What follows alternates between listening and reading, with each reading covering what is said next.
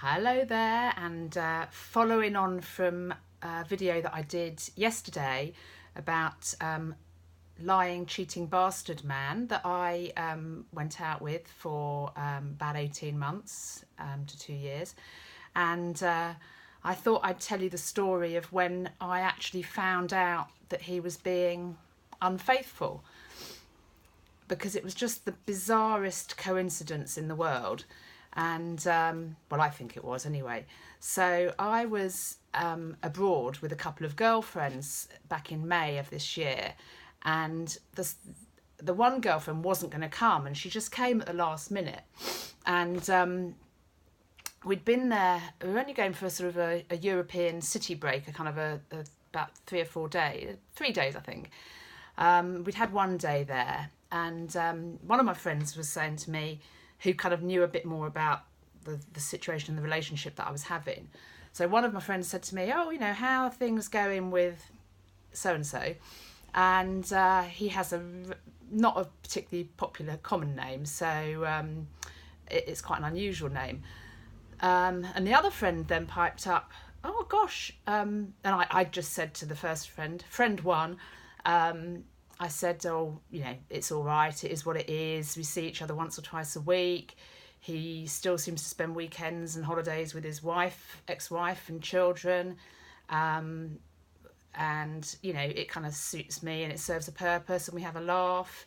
And we, you know, just text each other all the time and see each other sort of fairly regularly.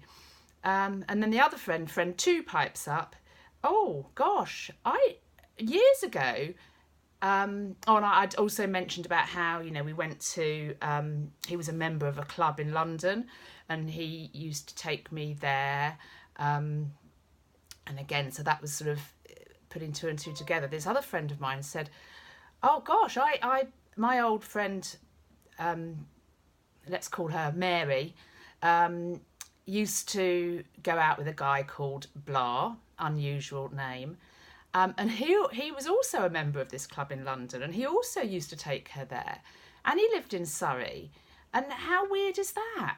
And I immediately, and she said, oh yeah, you know, she was going out with him years ago. She met him on the internet, like about, I don't know, way back. But, you know, she's not seeing him now. But when she was living in London, my friend was round at her house, and he came round, I think it was on her birthday or something, and so my friend had met him that time, but, you know, we are going back years and years and years. So anyway, my friend messaged this girl, let's call her Mary, and said, oh, what was that guy's name that you used to go out with? No, the guy you used to go out with years ago, who used to take you to this club in London. And she mentioned his name, but I won't, just because it's not fair. And what were his kids' names? So anyway, this girlfriend of hers came back and said, oh, his kids' names were X and Y, and I'm still seeing him. So my two friends had read this message in the afternoon. I think it was about the second day we were away on this trip, and just thought, oh my bloody shit, what are we going to tell Hillary? Excuse me. And anyway, so they were really freaking out and panicking. But that evening, after a few drinks, they told me. And funny enough, I just sort of thought, well, I knew that there was something strange about his, you know, the fact that he always texted, the fact that he didn't ever call me, the fact that he just, you know, was just acted a bit strangely. So I kind of was okay on the day. Anyway, I then, actually earlier on in the day, I texted him and said, oh, I understand you used to go out with somebody called Mary, who's a friend of my friend's. And I never got a message back from him, but that wasn't unusual because it was a work day and he was a bit at work. And then after I found this out, I sent another text message and said, oh, and I understand you're still seeing her. And it turns out that she moved from London down to the coast some time ago, about 2 years ago.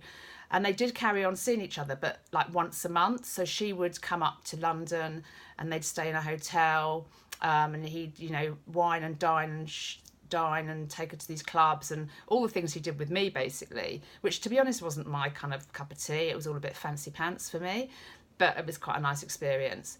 And yeah, so she was still seeing him on this basis. So it wasn't like full on, but they'd been sort of seeing each other for many years, sometimes more full on, and then more recently, since she's moved down to the coast, not so full on. So then the next morning, it turns out that she messages my friend again and says, oh, and I went away with him in December, and I'm meant to be going away with him in August. Well, the December trip, he'd asked me to go on as well, and it was somewhere cold, I can't remember where it was, and it was about 2 days after I was coming back from a trip to India, so I turned him down. So whether he'd asked us both at the same time, I don't know, but he kind of asked me once, and I sort of said, oh, I have to think about it, and he never asked me again. And then it turns out he'd gone away with her. He was tagging it onto the end of a business trip, so when I got back, or he got back, I said, oh, did you go on your own then? He goes, yeah, I went on my own. It was like a few days after a business trip. So I just thought I didn't think anything of it. And yes, so anyway, so that's how I found out. This is getting really long. Subsequently, me and Mary have been in contact with each other and have had all sorts of hilarious messages. And we're still in contact. In fact, he sent us both flowers last week. We're now in October, well, 1st of November today. One, I got mine dropped to my doorstep, which I get quite regularly, even though I'm not seeing him or not speaking to him or anything at the moment. And she got some, and it was her birthday apparently. So anyway, chance encounter of my friend coming away with me, having that brief conversation with the other friend, and yeah, weird. Anyway, that's it for today. Bye.